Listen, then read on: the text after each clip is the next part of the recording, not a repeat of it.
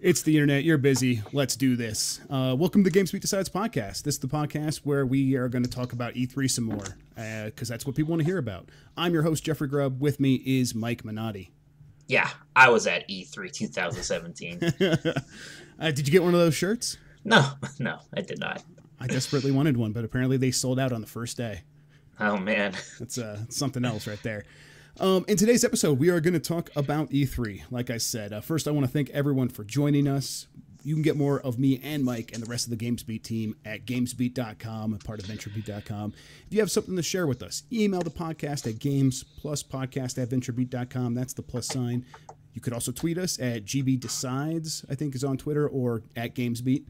If you're watching on Facebook or YouTube, you could subscribe to the audio version of this show. We have it up on Apple Podcasts, Google Play, Stitcher. I'm sure you can still find it on iTunes if you really tried.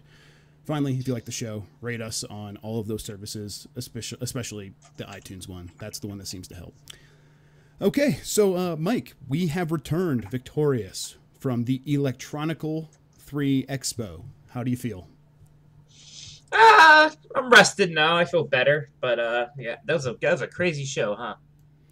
Crazy is definitely the right word. I got over the crowds after a while. I'm like, oh, this is just how it's going to be. I'm okay. It was still though, it was crazy. I think that everyone's going to end up changing. We talked a little bit about this at one of the shows last week, but they're going to have to end up changing a lot of how they do this if they want to keep it a fan show as well. They should. Who knows if they will? Right. Yes, that's true. I mean, I think they might think, oh, we sold all those tickets. I bet a lot of those people are going to come back next year, and they might, assuming that there are going to be changes made. But if it's 2 years in a row where people come away saying it doesn't seem like the show's for me, I think that might start taking a dive in terms of attendance. I don't know. But yeah, it was crazy in other ways, though. I think it was crazy because it was hard to predict who was going to come away the big winner of the show. And I wasn't even really thinking about who won E3 a lot during it, but it's hard to kind of disregard the fact that Nintendo seems to have come away with some momentum at the very least. Is that your sense? Yes. Well, I think Nintendo did a good job, maybe even maybe better than you could have expected in some way. Whereas the short version, I think Microsoft did about as good as they could with what they had. We were still kind of right. We were talking about what is Microsoft going to even show? What could they show? And we were kind of right that they didn't really have much, but they still were able to put on a good show. Meanwhile, Sony kind of underperformed, what seemed like should have been a pretty big advantage. Yeah, we should talk about this a little bit, how Sony definitely changed the tone of what is expected from E3, how people deliver it. They definitely set the tone in the way that everyone is following them. Everyone is just doing trailers now. Oh yeah, everyone did that Sony style show this year, to the point where by the time you got the Sony, you're almost like, oh my god, just another show of all trailers. Yeah, and it's at this point it's starting to feel like there is some. I mean, at first, the first couple years when Sony did this and some of the people started following, I was feeling, yeah, this is probably the right way to do things. I'd have to go back and look, but did it seem like it was even more just all trailers nonstop for hours at a time? Yeah, to the point where when Ubisoft stopped for a second to have Shiggy come up on the stage and talk to me, it was very refreshing. Right. I was like, oh, got a break here. I remember Sean Layden came on the stage after they did a bunch of their trailers, and he's like, wow, that was a hell of an hour. And I'm like, man, really, it was like a solid hour. And I think it really was 55 minutes of just trailers back to back to back to back. Mm-hmm. And I think if you're ever presenting anything to anyone, doing anything for more than maybe 10 to 15 minutes at a time without shifting gears a little bit might be a bad idea. And I think that people were feeling fatigued at the end of that hour. I don't know if they need to go back and talk about sales charts and stuff like Sony used to do 10, 15 years ago, but I think they maybe need to think about ways to disrupt their flow of just being a YouTube playlist. Right. I mean, that was the thing. I think the big problem with Sony was just this kind of 2018 cloud, right? This was the much bigger problem. Yeah, this was the E3 that they took a lot of stock out of this E3 for their past E3s, and this is the one where it kind of I guess came back to bite them a bit, right? A lot of these things, Spider-Man could have been announced at this E3, and been a big deal. God of War, same thing, really. Yeah, But you know, the Days Gone, a lot of these things. Last of Us could have been announced here instead of PlayStation X or whatever. So you know, a lot of these things we saw more of them. Last of Us case, we didn't see that at all. But you know, these things were even further out than we thought. Like I thought maybe some of these would be. I'm like shocked that God of War is not a 2017 holiday game. yeah. What do they have for this holiday? It's Knack 2 Got Knack and 2. There must be something else. I mean, Days Gone isn't even this year. right. So there's this really great Before economic exclusive. theory guy who like made a really good point once about how like saving your money is giving money to yourself in the future and borrowing money is taking money away from yourself in the future. And Sony might be a little guilty of the latter there in terms of how they've presented the last couple of E3s and really got the hype going based on things that you're right are not coming out for still another year. So the fact that they didn't have anything for 2019, 2020 makes me think like, okay, now they have all their teams working and they've already announced everything. So all they can really do is just say, hey, we're making all those games we already said. And the big surprise was another Shadow of the Colossus remake because we could do that with a partner, Bluepoint, the same people that ported Titanfall to Xbox 360 or whatever. So yeah, they disappointed some people who have grown accustomed to what Sony has done in the past in terms of just how they do their announcements and get people excited for things that are, you know, Shenmue 3 decades away. No, Final Fantasy, and I mean, there was a little bit of that with Shadow of the Colossus, which is cool, but you know, it is a remake of a game that's not that old. Yeah, well, I mean, kind of I old. think you put that up on the thing and people are going to get excited. They're like, oh, a new Shadow of the Colossus. And it's like, well, no, it's actually just a remake. And you think about that game, if you know how to do all the bosses, it's just a series of bosses. If you already know how to do all of them, I mean, you're just kind of, it's just kind of a tourism thing at that point. You're like, oh, I want to go see what that game looks like again, all over again. But so, yeah, I'm not saying that's going to be, it's a bad idea. People will buy that game. It's not as exciting as some of the other things they could have shown. And then like they opened with Uncharted Lost Legacy when that's coming out this year. It's coming out in August, and that's cool and all, but it is, you know, a standalone expansion or whatever you want to call it, a mini campaign. It's not quite a full game. I went to this Sony Mixer thing and I did talk to Sean Layton there, and I'm like, yeah, so I have this buddy, and I was talking about you. Hey, it's me. He's super into everything Uncharted, and even he doesn't seem like he's not treating this like the next big Uncharted release in the way that you guys seem to be presenting that. Do you feel like you're having a difficulty communicating just how excited you guys are to be selling this new Uncharted thing? And yeah, he definitely seemed like, yeah, we're treating it like the next big thing from the world of Uncharted. But he didn't really have anything to say about how they closed the gap there. That like the mental gap that I think a lot of fans have, where they're like, this is just an expansion. You know, it's just an add-on. It's DLC. And I think Sony wants to treat it as more, but it might not be more. So I think you might be sniffing out the truth here when Sony is trying to sell you something else. Right, and I wonder if part of the problem is because when they first did show this off, it was like, yeah, it's part of the season pass, you know, so that immediately like lowers your expectations, and now they're trying to be like, oh, it's like expanded from that, but still, and yeah, I love Uncharted, and I'm like looking forward to this, but No, I don't have like a fervor for it, you know, I don't know. Yeah, I just think Sony doesn't really understand that maybe they're not closing that communication gap. The other thing there is, you're right, they didn't show The Last of Us 2 at this show. They showed it at PlayStation Experience in December. That's where they first announced it, and then they had nothing else on that game here at all. Of course, it's probably pretty far away, but that makes a little bit of sense. How do you feel about that sort of communication like strategy where Sony's saying we can show some stuff here and some other stuff at E3, and each show doesn't have to cover everything? I think that might have been a miscalculation as well. I mean, I think it's good to have that other show. I mean, it's basically what Nintendo does, but like with a bunch of mini shows. It's good to have that, to have some excitements, but doesn't E3 feel like the World Series in which you have to have, like, if you've announced things in the past, they all have to be here in some capacity? Like maybe Shadow of the Colossus could have been announced at PlayStation X and Last of Us could have been here. Because if you close with the Last of Us 2 announcement at E3, that would have been a pretty big closing. It changes moment, the whole right? conversation. Yeah. Right. That would have been a one last thing instead of what was the one last thing at their E3? Spider-Man. Oh, right, and it was like looking cool, but then there's a lot of like the QTEs, and people weren't quite sure what to make of it Right. anymore. Like it's gonna be, I'm sure it's gonna be good, but and again, Yeah, I mean they're it's making not a lot this of big year. promises that we want to hear about that game, but it's hard to tell. It's hard to get too excited about Hmm. a Spider-Man game where you do see the big button prompt on the screen that way. Right, and then they Makes you I hesitant. mean, and they you have like the new Monster Hunter, which could be interesting.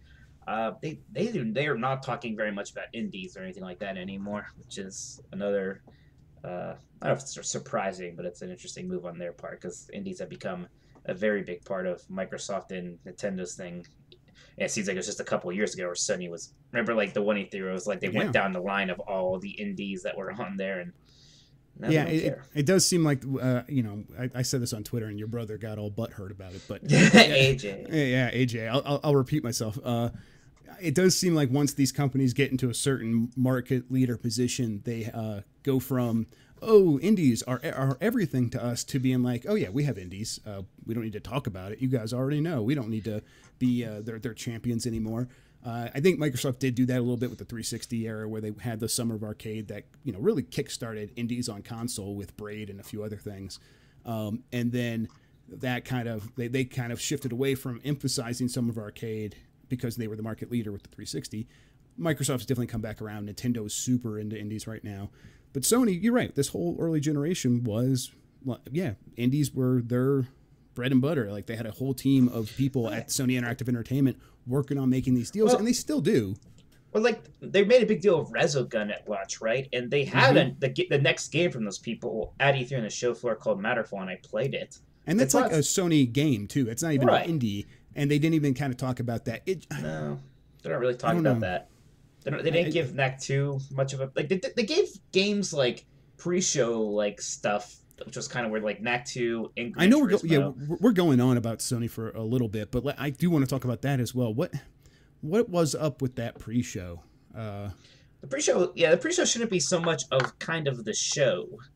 I mean, there was some kind of, okay, first of all, they mentioned Vita once that whole night, and it was during the pre-show, the Undertale announcement. And I heard the guys that are actually making that game, or at least porting it to Sony platforms, is 8-4, which is like this house that did a bunch of localizations for stuff like Fire Emblem in the past. This is the first game that they are porting and publishing themselves, and they knew it would be funny to like whisper Vita at the end of that trailer, and which is why they did it.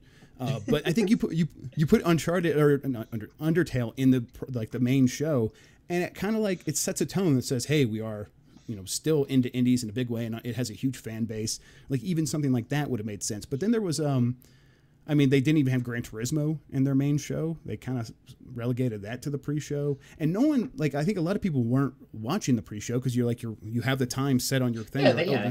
It starts at 6 p.m. or whatever, and you show up and you're like, oh, they've already announced a bunch of different things. So it was strange. It was like the exact inverse of Nintendo, where Nintendo had their little show and then rolled into announcements afterwards while people were still watching, like stragglers who kept the stream on.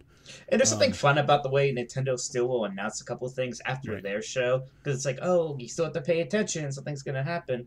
But I do think, I just think that Nintendo did I don't want to say the smart way or the better way, but it just seemed like they trained their audience early on. Their primary stream ended. They went into the Treehouse Live from the E3 show floor. A lot of people are still watching, and one of the first things they do is announce Metroid: Samus Returns for the 3DS, and that trains everyone watching and everyone paying attention on Twitter. Like, oh, Nintendo's still going to be talking about some new stuff. I should watch this thing. Right. It's very calculated. It's very smart.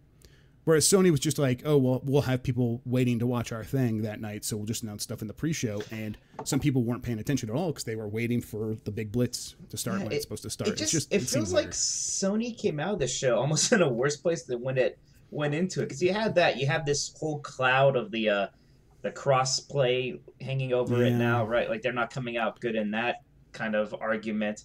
It's just starting to pile up. Sony is such a consistent company this way, where market leader Sony just seems like such a dumber and less interesting company than coming from behind Sony.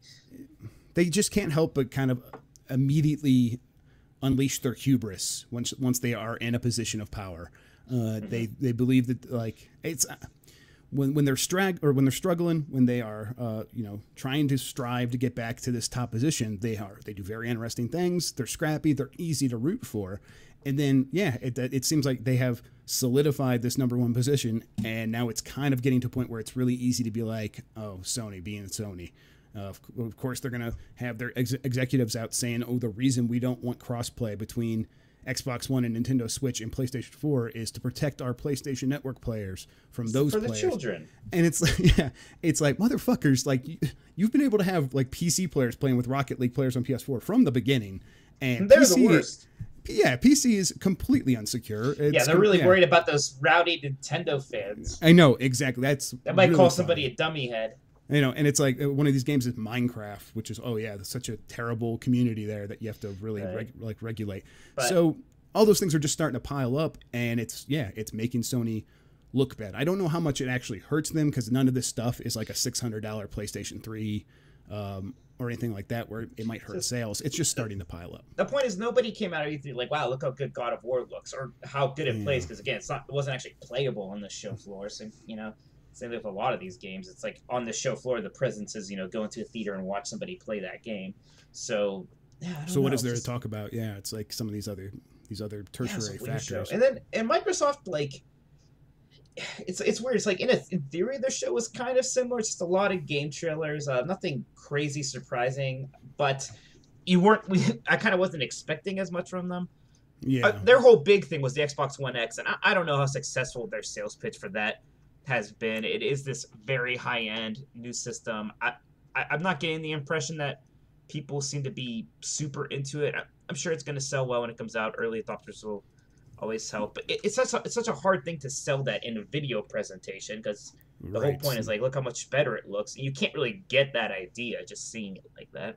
Yeah, I was actually talking about this with some audio people, creative. I was seeing one of their products, and they're like, oh, we've struggled for so long trying to explain to people how important sound is, because it's difficult to see. And I think the visual side of things are starting to get to that point as well, because this 4K doesn't stream well, it doesn't look as good as it looks in person.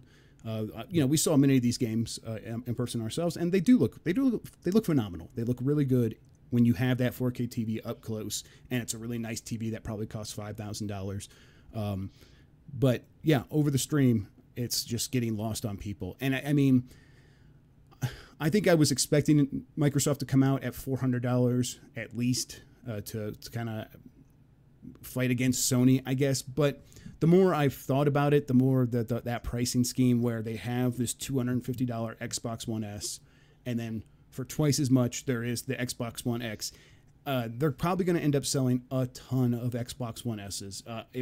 What it does is sort of... It almost makes that seem more like more of a value. Right. It really emphasizes that this Xbox One S is that's a really good deal. And if you're cost conscious, you're probably not out there buying the 4K TV yet. You're probably not looking for a lot of 4K content yet. You're sticking to what you know.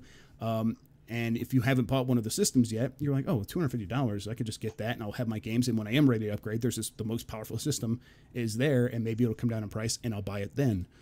I don't know how much sense that makes. I don't know if this is really the strategy that's going to get Microsoft back on top, but it does make sense for the box that they made to kind of keep the Xbox brand going. It makes a little bit of sense, I guess. I don't think the Xbox One X is going to be a super great seller. It's probably going to sell out, but it's not going to be.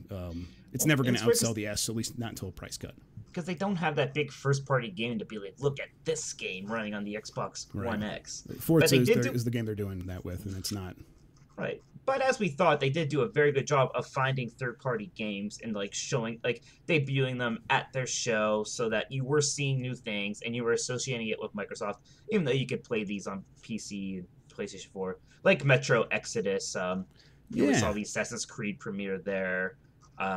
Even Dragon Ball Fighters was at their show. Was very interesting. Right. And then of course they close out with Anthem.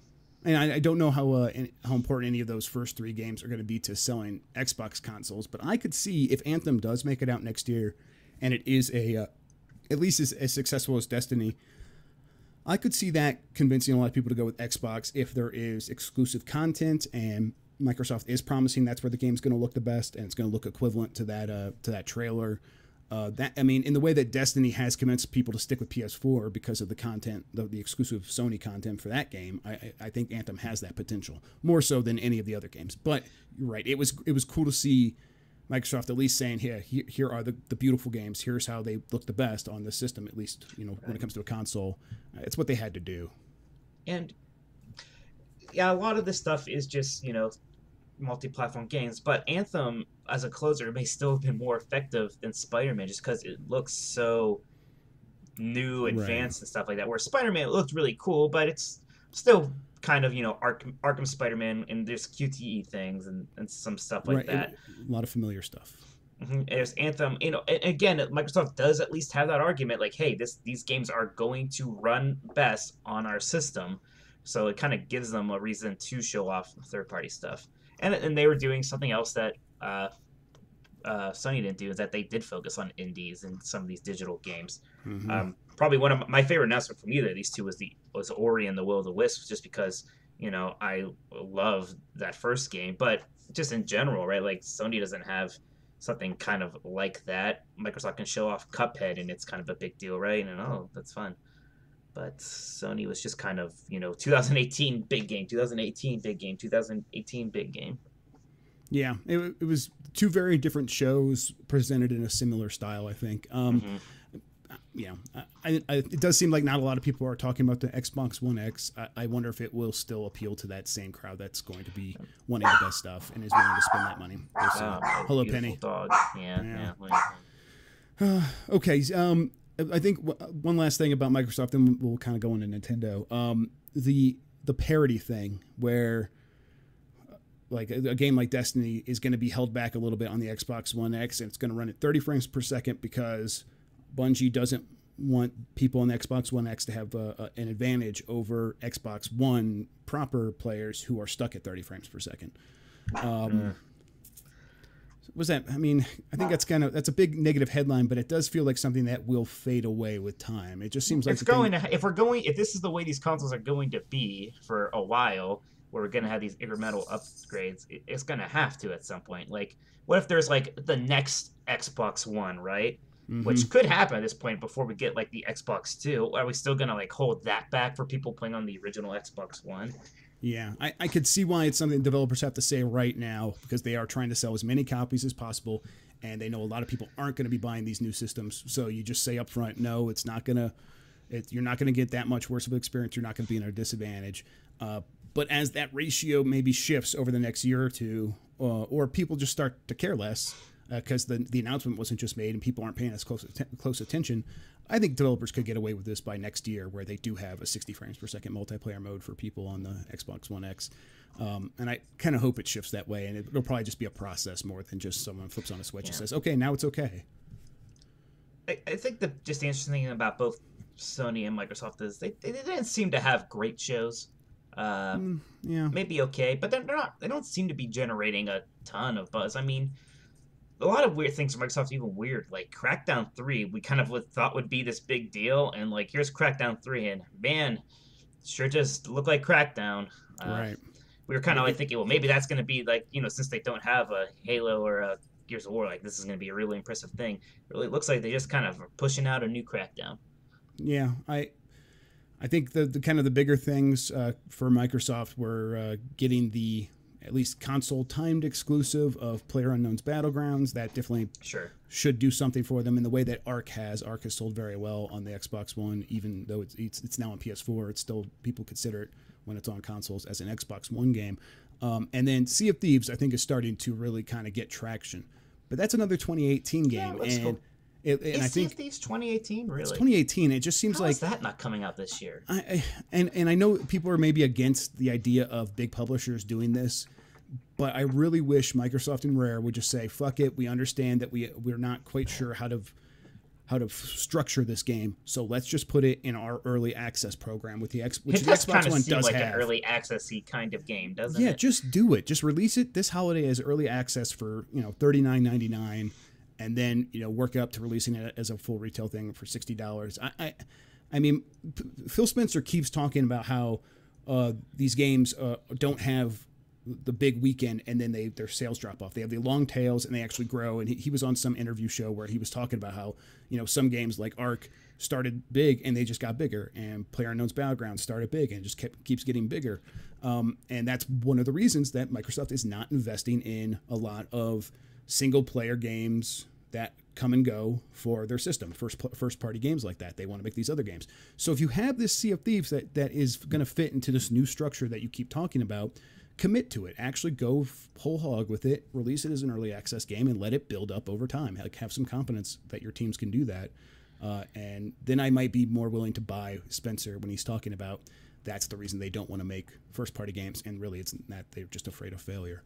Because I think that's actually what it really is they're afraid of investing money in a failure. So the transition to Nintendo here now, it's, if you're ready for that, by the way. I am. Let's do it. It's interesting how like we would say like, oh, Nintendo doesn't do like their E3 shows anymore, blah blah blah.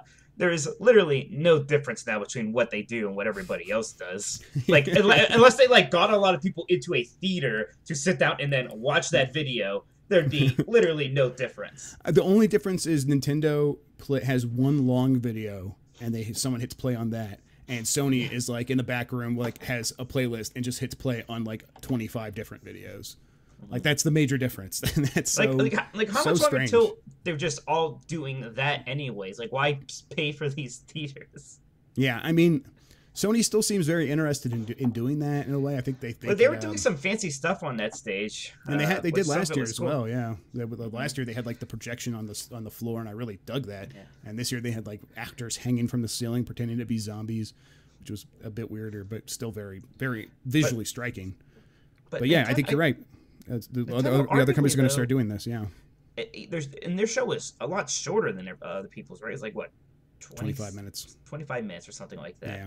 But it was such a good show. They had so many interesting things happening in that short amount of time, and they were showing a lot of games that, you know, are coming out this year. I mean, the big Mario Odyssey section, which was a game everyone was already looking forward to, and they kind of like they made us anticipate that game without actually showing us the main hook of it, this whole possession thing. Yeah, since first showing it in October, they have never showed the possession.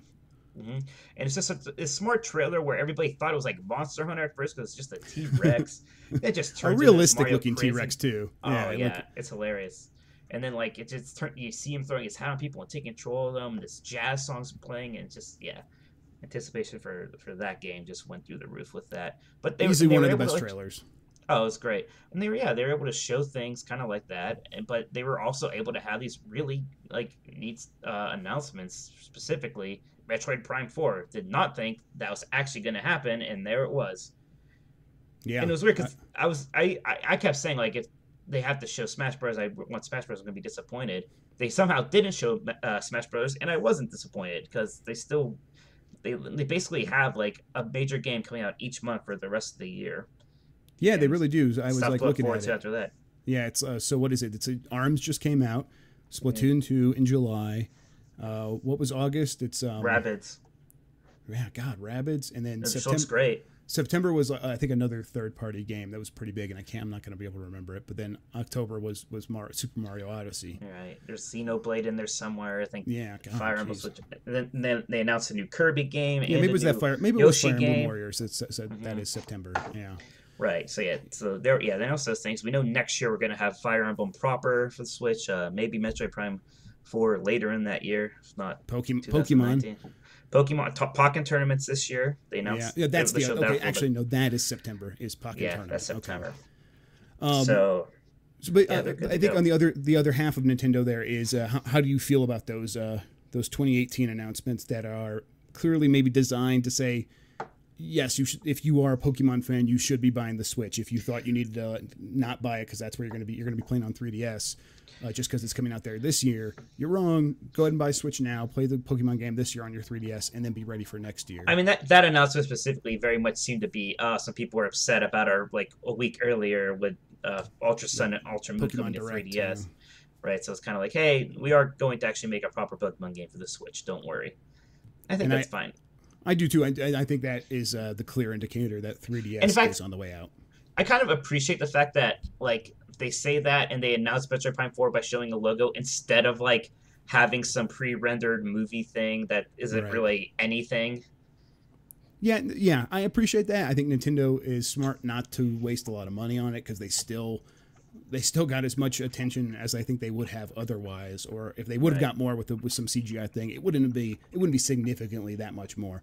So they did what they were trying to do. I'm excited.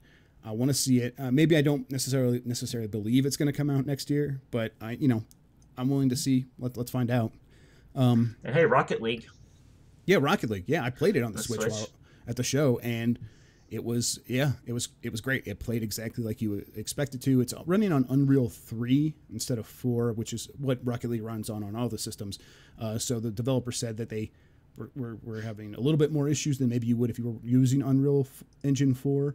But they are getting it working. It does look great, and it's one of those games that I wish I would have just been playing all week instead of writing all week, which is what I was doing.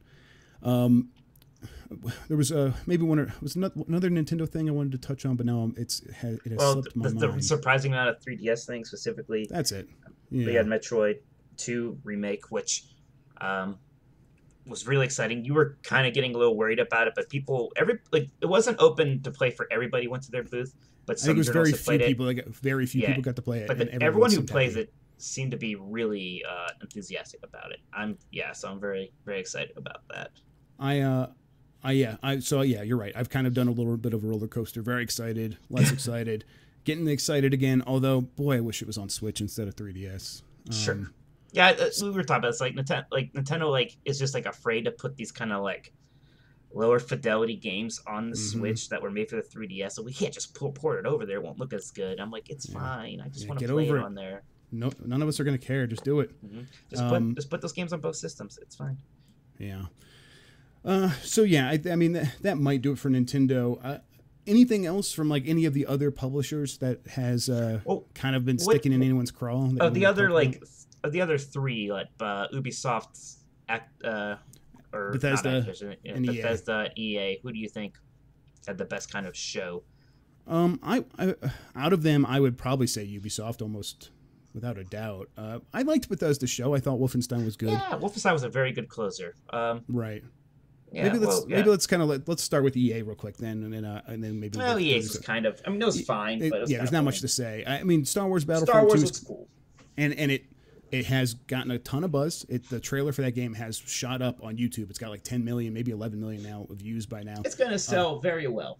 Yes, and I think they are doing exactly what they need to with that game in terms of providing more content in the multiplayer so people feel more of a progression and it's more sticky, and then having that really interesting prospect of a single player campaign with its own story and its own characters. And that actress came out who's playing the Imperial officer.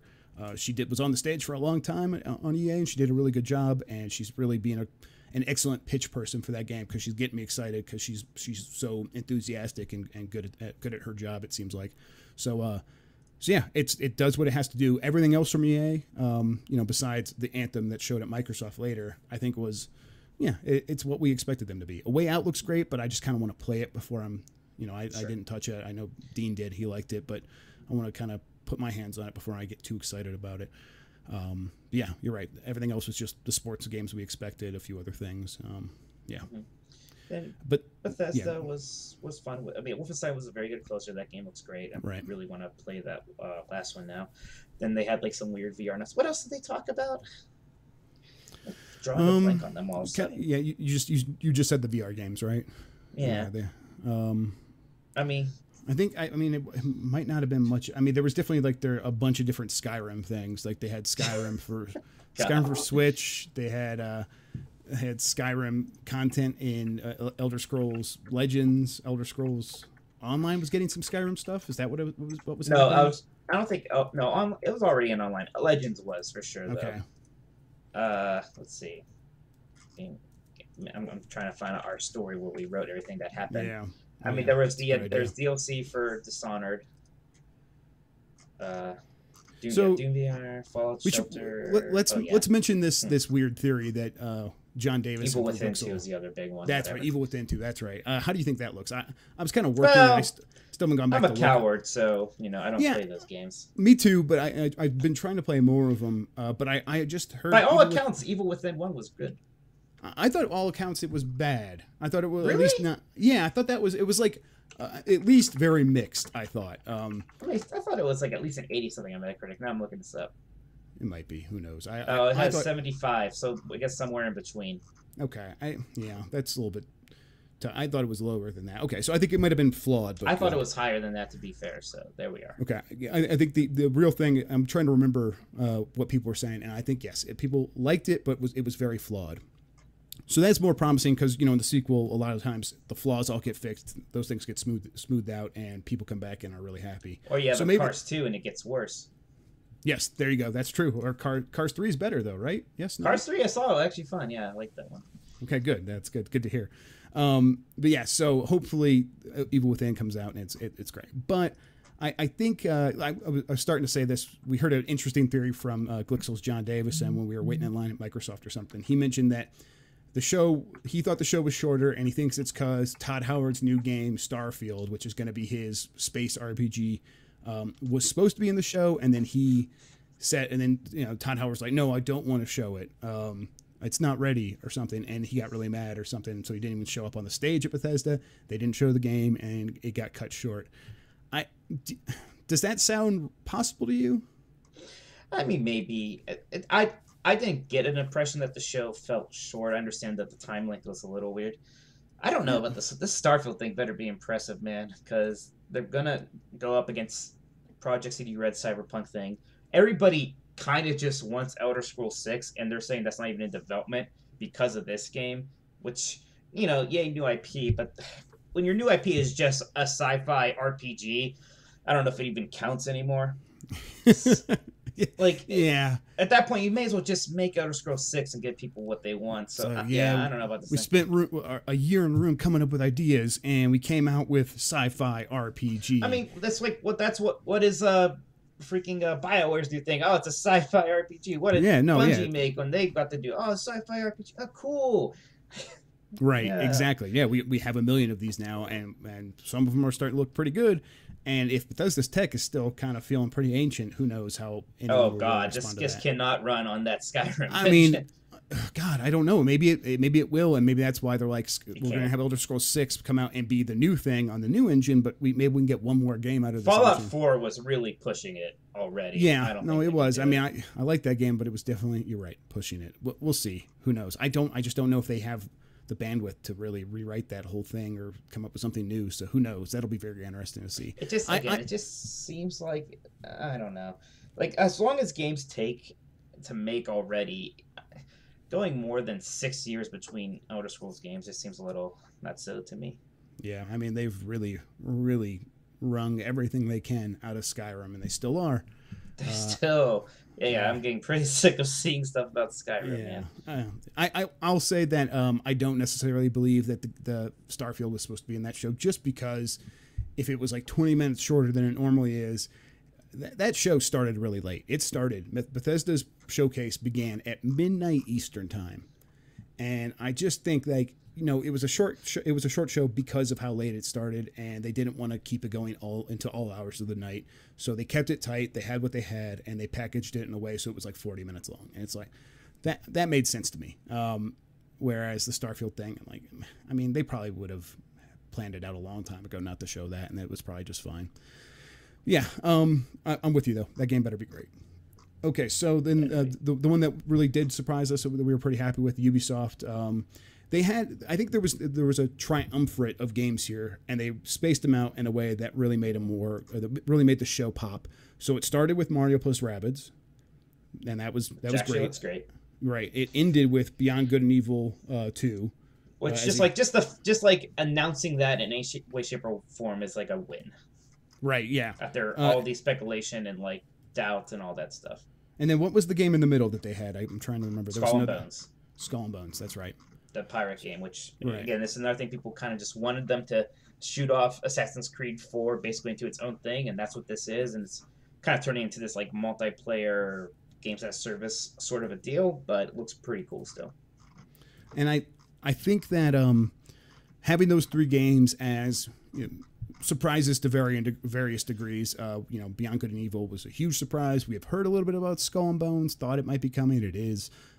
We knew Mario Rabbids was coming, but it was still totally seeing leaked. it on stage was unreal. You know, Right? It's like, so oh, that's a thing. yeah, to various degrees, they all did what they were supposed to do in terms of getting us excited, or at least curious and interested. And then in between of all of those, they had the Crew 2 starting to look pretty interesting because it has boats and motorcycles and planes and shit. So, right, all the stuff they showed that we even knew about looked good. Assassin's Creed looked good. South Park looks good. I would just say, I would say the only one that I think people are starting to be a little fuzzy about is Far Cry 5, just because it looks so Far Cry. It's still very much Far Cry, and I think there is some fatigue on that series. They basically have turned it. I think people were just maybe expecting like them to take some risks with this one, and the risks are all on the story side, the setting side, and not so much in the gameplay. Right. No. Yeah. Exactly. It's like there's like it's weird. There was controversy around it, but then you play it like, this is certainly Far Cry. What are you expecting? But dudes in trucks chasing me down with like automatic rifles. Like, I remember Far Cry. Going to a town and liberating it. Yes, totally. There was fishing though. The fishing. There was and flying, and I don't think flying was in any of the previous ones. There was a weird flying chair in Far Cry 4, like a helicopter, but with like a gyrocopter, like a lawn chair tied to a propeller. Remember really? That thing? Okay. Basically, I mean, not literally, but pretty much that's what it felt like. Well, that's something. So they've expanded on their previous ideas. Either way, that Far Cry 5 I think is the one that people are not sure about. The rest of those games, though, either exceeded expectations or completely surprised us. So I think because of that, I think Ubisoft really did come away looking very strong. Yeah. All right, then we should take our break and then we should talk about some of the games we played, maybe, because that's a good idea. Into this. Yeah, holy shit. Okay, so in that case, all right, we're going to go to a break. We'll come back. We're going to talk about our games, and then we're going to get out of here because this podcast is going too long.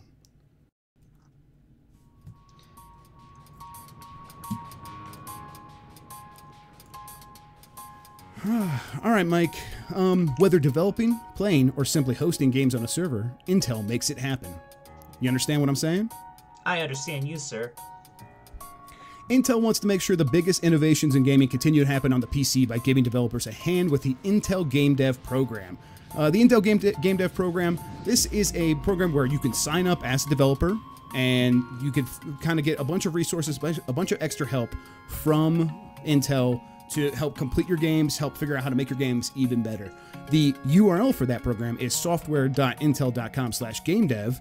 And you can sign up for it there and get all that help from Intel. So go ahead, head on over to the Game Dev program at software.intel.com/gamedev to get started. Mike, what are you going to do this evening? Oh, man, I think you'd have to be a stupid idiot not to go sign up. I totally drowned you out there. Yeah, you're the stupid idiot now. I'm not saying it again. software.intel.com/gamedev. Nice mixing. Yeah, I know, right? And we're back. Hey, it's us. It is us. That Mike, you're so observant. It turns out that it was us the whole time. Oh, twist ending. What games did you like from E3 2017? Oh god, Mario. Let's get it out of the way. You just want to let's just do it right now. Out of the way. I mean, what else is? Well, I feel like if anyone's been paying attention, I'm not complaining. I want to hear more about it myself, and I played it a bunch. So yeah, I know. But I mean, there's no other games coming close to the kind of buzz that this game got from E3, right? Like easily, this was the game of the show. Yeah. Could anybody possibly make an argument for another game?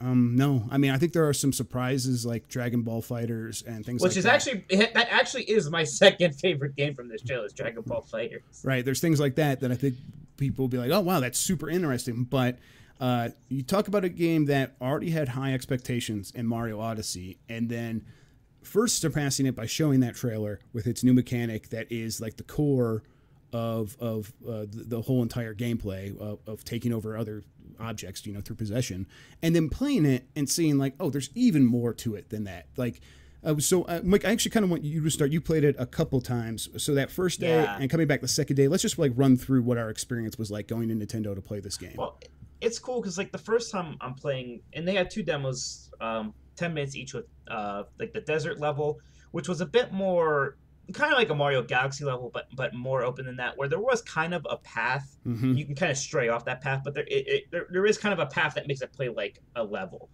And then New Donk City is like full on just open, kind of run around, see what you can find, stuff like that. And I got to do 10 minutes of each of those. And it was like the first time you're kind of just exploring, you're trying to figure out like what's new, you're trying to possess everything you can. And I really had the most fun the second day when I went back with you and I got to like, I just like tried to get as far in that desert level as I possibly could. Mm-hmm. Like I was kind of just more straight up like playing through the game and just having so much fun with its smoothness and just how good it looks and how great it controls and how clever it is at every little turn. Yeah, so I was pretty jealous of you getting to play it. I worked it out so I could take over one of our other people's appointments on Thursday and finally get a chance to play it myself. And we went in and we walked in and we're like, hey, yeah, well, you could play it or you could play Splatoon 2. We have the Horde mode. And I'm like, oh, okay, well, maybe Mario. They were very adamant of making sure everybody tried out that Splatoon 2 Horde mode first. Right. And they were, yeah, which they were was fun, actually. Yeah, totally. Cool. And I wish we would have recorded great. it, actually. Although I was totally lost about how to like what I was actually doing. I think my teammates were actually pretty bad. So the entire time I was just trying to defeat I was trying to defeat the like incoming waves, and I didn't have any time ever to like look around and figure out like at the menu system or like how I was supposed to be putting my golden eggs in a basket or whatever, which I guess was the goal, but I never took the time to figure that out because I was always dealing with an actual problem. But yeah, that game, it was fine, but the entire time I'm like, man, I hope I still get plenty of time with Mario. And we went right from there back to our Mario station where we first came in and we're talking to the people, and they let us play, and we kind of got to play for I think 40 minutes, maybe 50 minutes. Right, yeah. After being a little pushy about Splatoon 2, they were pretty much like, you're here for an hour, you can do what you want on your station. And like they had other games on it. You could play like ARMS, which is we've reviewed now. Fire Emblem Warriors, which I played a bit of. It's Fire Emblem with Dynasty Warriors. Right. It's fine, but it's pretty. They know people are there to play Mario, and they're kind of fine with it. Yep, and so yeah, it was great to kind of get my hands on it. I think the first one I went into was the desert stage, and it was interesting for us just kind of getting used to the new controls. And I was playing with you play with the Joy-Cons separated. And do you think you'll actually play the game with the separated Joy-Cons? Because it's almost more comfortable than it should be because I'm used to the waggle with the Mario Galaxy games, but I'm probably just gonna play it with a Pro controller. I will definitely experiment with it, but I think as long as I could do everything with a Pro controller, I'm gonna use a Pro controller. I think so. But we'll see, because I do like the idea of just like letting my shoulders relax while I play through an entire Mario game. But we'll see. As for like getting my hands on and trying it with the Joy-Con separated, it was a little bit weird at first because I don't ever play any games like that on the Switch. Sure. I don't even really use those separated from the system itself. I'm either using a Pro controller or I'm using the system as a portable device. Right. So it took me a second, and he has a ton of moves. I think Mario has more maneuverability options than he's ever had before. It feels that way. Yeah. So even just throwing the hat out, you can like swirl it around you. You can kind of like leave it out there. You can like hook it. Yeah, and that's just the hat stuff. Like he can also like he has all his traditional 3D moves where he could do the side jump, he could do a back jump, he could do a long jump. You could jump off the hat. You can roll into a ball. Roll into a ball and jump around like as the ball. You can jump up in the air and dive, which is one of the things I was struggling with. Well, I could do it. I just always did it after I was already about to die.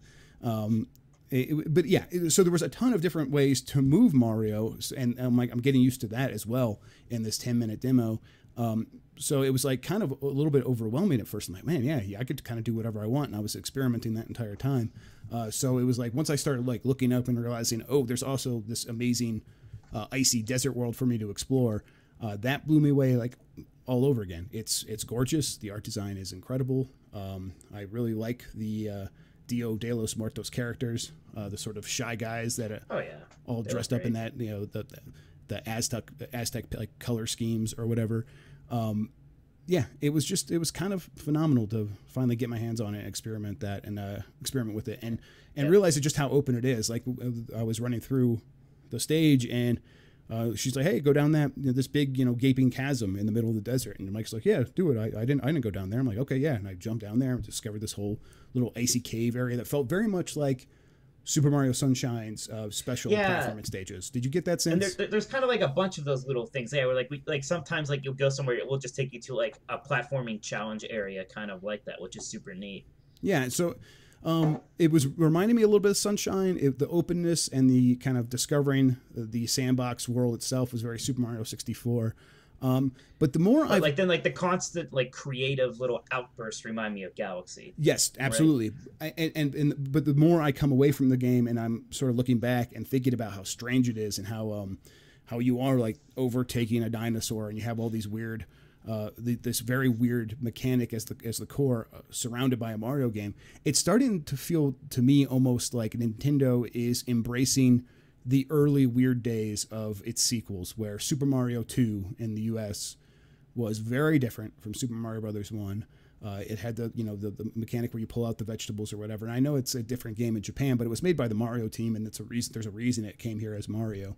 Like Zelda, even the better Yeah, example, right? yeah, Zelda, 2. yeah, and where they took a lot of risks, and it's just starting to feel like this game is that strange Nintendo returning triumphant to make something new instead of sticking to the very tried and true stuff that they maybe have done in the recent years with Mario games.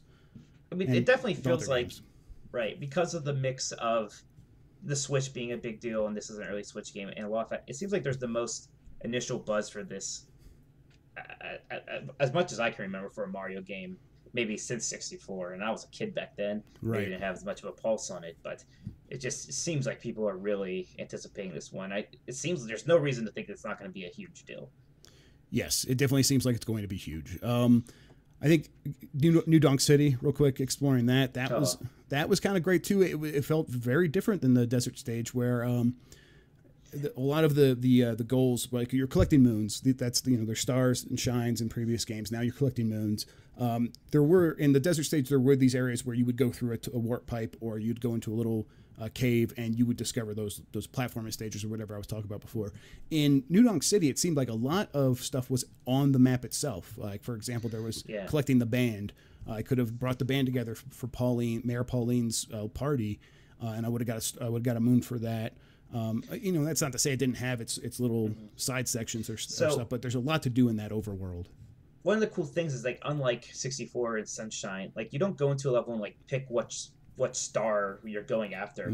Like once you're in the level, you kind of just explore, and it'll kind of start like the desert level kind of starts you on a path like, hey, this is where one moon might be. Yeah, kind of like when you away start one from level. it. Right, but like once you collect the moon, you're not like taking out a level. You have to like go back in, and maybe it'll kind of reset with some different variables. Like you're in that level, you can just keep getting moons as much as you want. I can't wait to just like 100% this thing. It's gonna be just so much fun. Yeah. So maybe we should talk about some other games. Yeah, Mario's. There were some other games. There were. Not been. One of the other best games was also a Mario game, though. Yeah, it's kind of Mario plus Rabbids was actually probably my number 2. It's super fun. I am really excited to have that on my Switch, just anywhere, playing that game all the time. It was surprising. The game is made by Ubisoft, but they seem to be putting a lot of heart into it, and Nintendo seems to care about it as well, and is guiding Ubisoft on it. It's just a great tactics game with a ton of fun stuff, featuring these interesting characters along with Mario. Excuse me. Just having like the warp pipes in like a tactics map, it's so kind of fun and wacky. Yeah, and that's just one example, but it was like so. You immediately understand the possibilities there. Like you saw it, you went through it, and it did this awesome attack where you just like ran through, hit a guy, and came back, through another pipe and went right back to where you started. And it's like, okay, I could see all the different ways that they could play with these mechanics. And there was a bunch of stuff like that. Just like you can bounce the characters off one another to make them like fly across the map super quickly. There was co-op attacks and things. It was just a really smart way to build on familiar mechanics, and I just couldn't be more excited to play that game. Oh yeah, that's just coming out looking way more fun than it had any right to. Right. You mentioned that Dragon Ball FighterZ was going to be your number 2. I didn't get to touch it, so I'm very interested in what I saw from it. But I want you to talk about it a little bit. Oh, good. I'm glad you touched it. You touched the Dragon Balls. It's just wonderful. It just looks so good, man. I mean, I played Guilty Gear Zero, which is basically the same technology where you kind of can make like you use these 3D models to like make a game look like a 2D almost sprite-based game, but you can move the camera around it and stuff. But it's just the difference here is like we know what Dragon Ball Z normally looks like, and just this looks so much like that. And just the way It looks like you're playing the cartoon. Like yeah, it's just incredible. And you know, Arc System Works makes incredible 2D fighting games that feel fantastic. This also just feels great, and it has the Marvel vs. Capcom 2 kind of 3-player or 3-party team thing. And just like when like one of the party members dies and the other person comes in, they'll just like jump in. It's like in Dragon Ball Z, they like the camera cuts them like they're flying in, and then they like reach the other guy and they like deadlock with their arms and they like stare each other down for a second. It's just so cinematic and cool. Just really looking forward to that. Yeah, I like those characters a lot. You know, I haven't cared about Dragon Ball in a long time, but I mean, we were both like young teenagers when Dragon Ball Z was a thing. It was the biggest. So I was into it then for ever. sure. Yeah, totally. And it's like I could totally see myself hopping into a game to experience those characters, to experience these incredible, technically marvelous visuals. I'm into it as an idea, as a game that I might pick up. I'm like, the developer even said that they might bring it to Switch, which I would like to see it on there. I mean, there's no reason it actually wouldn't work. Are you a little annoyed how like all these developers like are basically asking their fans to beg for Switch versions of games? Right. Like, look, the Switch is out. It's a success. Just put your game on it. Right. Yeah. Don't make us go through this dance. Don't be like, oh, if there's interest, if you guys all sign a petition and you know, like, just come on, just put it on the Switch. It's going to do well. Yep. I beyond that, like I mean, I tried to play some other games. I played like Ace Combat 7. I liked and things like Bandai Namco in general, kind of an oddly good year for them because I played Ni no Kuni 2 and I liked that a lot also. Right. We liked Neck 2. I mean, that's probably worth mentioning. Neck 2 is surprisingly fun. Right. I played the new Final Fantasy Dissidia game, and that's a beautiful mess. Yeah. Just totally. The most overcomplicated UI. That. Yeah. But it's fun. I liked Rocket League was great on the Switch. I mentioned that. I really want to have that ready to go. But it was hard to get my hands on some of the other big games. Like I wanted to play Wolfenstein. I couldn't do that. There wasn't time. I think Dean saw it. I think he thought it was great, but I didn't have time to do it myself. Skull and Bones, I was going to try to make time for that on the last day, but the Nintendo employment went long, so I couldn't make that because then I had my flight. So there's some of these other games that I really wish I could have got a chance to play, but I didn't, that I'm still excited to at least see for myself. Right. So I guess maybe the last thing we can talk about here is what you thought about like the crowd situation and the kind of open E3 thing. We talked about it a little bit in the beginning. Yeah, but I mean, we could just kind of maybe finalize our thoughts there. So I just wrote the story. I talked to a bunch of people. I talked to one board member from the ESA. I talked to a representative of Nintendo. Everyone seems to agree that it's great that the fans were there because they do seem like they had a great time, but also it wasn't as good a good time as it could have been. The ESA could have been more communicative, and things are probably going to have to change if it's going to come back in the future. And I agree. I think it's going to have to change if they are going to continue inviting 15,000 people. The one thing that people did that Sean Layden mentioned is like, if we're going to have like public days at the Los Angeles Convention Center doesn't make a lot of sense. Like there's no Holiday Inn pretty close to the LACC. There's expensive hotels that are booked up by the industry right away. So everyone else has to, drive in or take a cab or try to use the public transit in LA, which is really bad. So it's like a bad location for the kind of thing that maybe they would want to do as an alternative. Can we get E3 out of LA? Yeah, I mean, it's starting to feel like, the Anaheim Convention Center is one that Sean Layden mentioned. I think Las Vegas would just be fine at this point. Like, why isn't is the Anaheim one that big? Because I think it's big.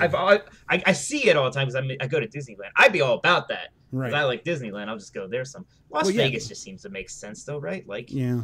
Just go to the place that's basically designed for conventions. Yeah, totally. And they have the biggest convention hall in the U.S. or whatever. I mean, just put it all in there. Put it all in one giant hall with big hallways that we could walk down. And maybe have one or two public days. At that point, it would make perfect sense. Even if they just had one press day, just give us something. Yeah, totally. Yeah, I think that's maybe more likely. I think there'll be a press day and not a public day. But yeah, I mean, it'll be a press day and then a mixed day. We could probably come back on the other days and do some other things, but at least one press day where we could get a lot of stuff done. It would be weird not to have E3 in that convention center, right? But you can't have your cake and eat it too.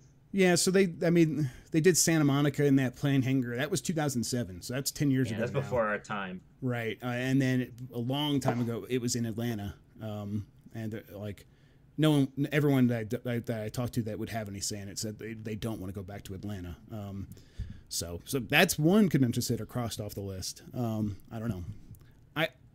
I was fine with it in the end. It did get in the way a little bit. I mean, I was real nervous at first because the line to get in that day was just bonkers, it seemed. But like once the show floor opened, people got in there pretty quick.